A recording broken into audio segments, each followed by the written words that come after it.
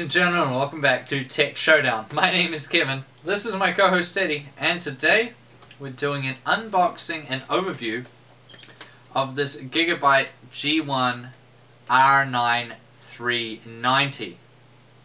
So this should be quite interesting. This is the first WindForce cooler I've seen in a while that's on one of the higher end cards that only features 2 fans. So this one will be quite interesting to test out. So let's dive straight in then with this unboxing. So as always, I'll tell you about the GPU with this guy, if you do not know already. It features the TSMC 28nm Grenada GPU, which is the same as the Hawaii GPU on the GCN 1.1 architecture. So that means it's featuring 2560 shader processors, which is the same as the 290. 160 texture units, which is the same as the 290. Nice. Let's check this out and see what else comes with. It's coming with 64 ROPS, which is the same as the 290X and the 290. And 6.2 billion transistors, which, you guessed it, is the same as the 290X and 290. Okay, let's see what accessories this comes with. And wow, this is the least amount I've ever seen. You only get the driver CD, which will come with their overclocking software, and the manual. So very little, no cables, no adapters, no nothing. Wow, I'm seeing that a lot more lately. It seems like they're kind of downgrading a lot of companies in terms of what accessories you're getting, and just the packaging overall. It just seems like it's on kind of like a downward trend in terms of, you know, what you're actually getting, even on some of the really high-end stuff. Okay, so let's get this card out.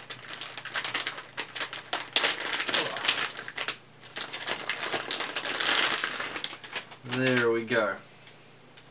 So this is, as you can see, the twin fan design, not the triple fan that we're kind of used to on a WindForce card. Now the reference speed for a 390 is 1000 megahertz or 1 gigahertz. That's up from the 950 of the 290. This one in particular, the G1 Gaming, has a has a speed of 1025 megahertz. So 25 megahertz bump up there. Just for an idea, the 390X has a reference speed of 1055 megahertz. Now, memory. So that's one of the biggest selling points of the 390, is that it's coming with 8 gigabytes of GDDR5 memory at 6000 megahertz on a 512-bit bus. So that's double the memory of the 290 and 290X, and that's 20% higher memory bandwidth. You know, with the extra speed, because the 290 290X, the reference memory speed was at 5000 megahertz, remember, so that's a 1000 megahertz bump up, and that's achieved by using the 4 gigabyte chips, which offer better timings than the 2 gigabyte chips. So that's kind of like a main point that a lot of people really like about the 390, is that it does have 8 gigabytes of memory, which is just tons for right now. I mean, it'll be more future-proof going forward, but yeah, that's just heaps for right now. Now, TDP-wise, it's coming with a 275 watt TDP, which is slightly down on the 300 watt TDP, which is what you'd find on the 290X and 290. That's just through refining the voltages on this GPU a bit more. Now, power-wise, we look to the top, we're just seeing a single 8-pin and single 6-pin. That's pretty standard. It's pretty much what we've seen on most of these for a while. Oh, we'll swing around, look at I/O. Oh, nice. Gigabyte's been doing this for a while. What they do is they gold plate the I/O connections, like the DisplayPort's HDMI. I don't know how much that actually, you know, like what difference it makes, but I guess it's nice to have.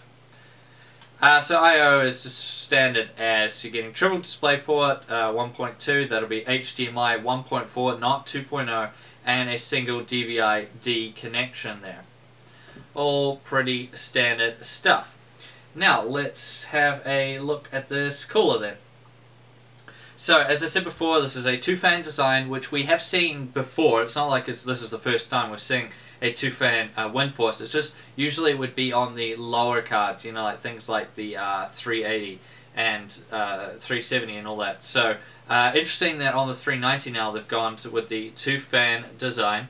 Now it features their unique blade design, which I've always thought is quite good. They're saying it's 23% increased airflow, which is quite good, and also will bring down the noise because of less air turbulence.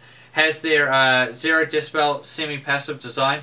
That just means that the fans will be turned off when it's below a certain temperature. You know, I can't remember what it actually is, but when it's below that temperature, these fans will not spin at all, so that's quite good. And what you'll see up here is the silent and stop, and these will illuminate. This Windforce logo will also illuminate. Now it has their direct heat pipe touching, so that's quite good. You know, better heat transfer. Very thick aluminium heat sinks on this guy as well. Quite a few big heat pipes, like a few 8mm ones in there, so that's quite good as well. Has their nice backplate, as I showed you guys before.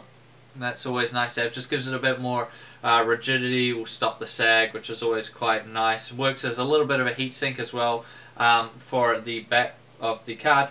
And of course, being a Gigabyte card, it means it comes with their GPU gauntlet, which is just their kind of GPU sorting, so that you get, in theory, you'll get a better overclocking chip.